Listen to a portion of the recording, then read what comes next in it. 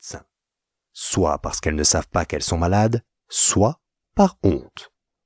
Elles ne veulent pas non plus être cataloguées comme malades mentaux. Certaines personnes se demandent si leur anxiété reste dans les limites de la normale ou si elles ont besoin d'une aide sérieuse et doivent faire traiter leur anxiété. Si vous ressentez des angoisses qui vous rendent la vie difficile, lisez absolument ce qui suit. Et ou prenez déjà rendez-vous avec votre médecin, psychiatre pour une consultation, car plus tôt on se fait aider, mieux c'est. Certaines personnes sont rongées par la peur et l'insécurité et se privent de leur précieuse énergie vitale.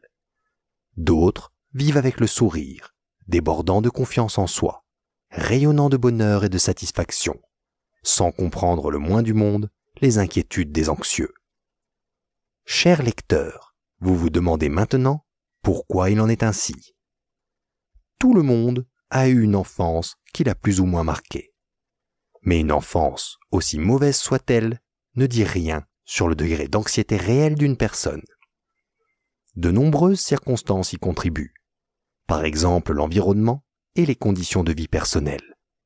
Si j'habite dans un immeuble avec ascenseur et que j'ai ce qu'on appelle la claustrophobie, chaque jour peut devenir un fardeau rien qu'en voyant l'ascenseur. Mais cela peut aussi contribuer à surmonter ma peur. Sans la peur, nos ancêtres n'auraient pas survécu. La peur avertit et rend vigilant à la fois. Elle a assuré l'existence et la survie de nos ancêtres. Le tigre à dents de sabre était une menace réelle, tout comme les félins, les loups, les araignées venimeuses et les serpents. Si les gens ont peur des serpents, ce n'est pas imaginaire, mais lié à l'évolution. Les serpents avaient et ont encore aujourd'hui un venin qui peut être mortel pour les humains. Ces peurs et phobies ancestrales de l'homme remontent à des époques où il était nécessaire pour survivre de se protéger de ce véritable danger.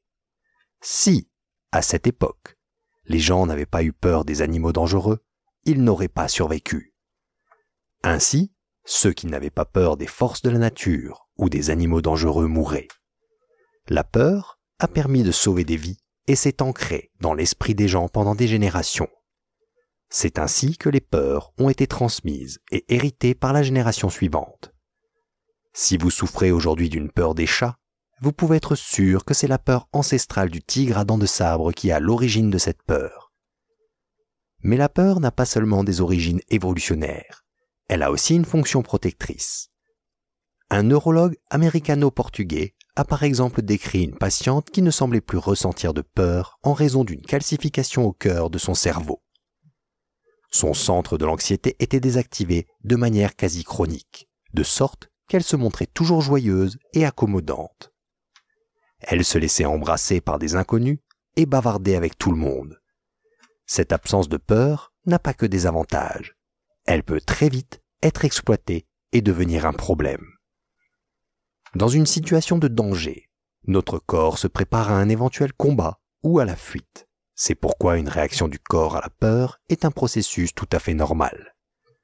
Lorsque le cœur s'emballe sous l'effet de la peur et de la tension, les muscles sont mieux irrigués et la respiration s'accélère, ce qui augmente le taux d'oxygène dans le sang.